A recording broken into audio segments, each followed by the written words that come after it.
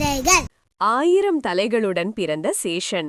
அவரின் விஷசக்தி ஒரு கணத்தில் உலகையே சாம்பலாக்கும் அளவு கொடியது.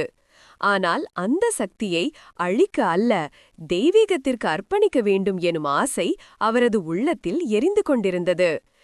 எனது விஷ பரம்பொருளுக்கே சேவை செய்யத்தான் என்ற உறுதியுடன் சேஷன் 1000 ஆண்டுகள் கடுமையான தவத்தில் அமர்ந்தார். மழை, புயல், வெப்பம் எதுவும் அவரின் தியானத்தை குலைக்கவில்லை. அவரின் தவம் பரிபூரணமான அந்த நொடி மகாவிஷ்ணு அவர் முன் தோன்றினார்.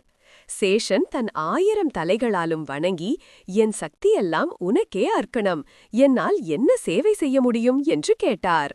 விஷ்ணு சிரித்தார். சேஷா, உன் விஷம் அழிக்க அல்ல, காப்பதற்கே. இனி நீயே என் படுக்கை, என் குடை, என் நாடை, என் நித்திய சேவை. அந்த வார்த்தையுடன் சேஷன் ஆதிசேஷன் ஆனார். க்ஷீரசாகரத்தின் மேலே விரிந்த 1000 புட்கள், அதன் மீது மகாவிஷ்ணு யோக நித்ரையில் திகழ்கிறார். அந்த நாளிலிருந்து எந்த விஷ்ணு உருவமும் ஆதிசேஷன் இன்றி சிறப்பாகாது.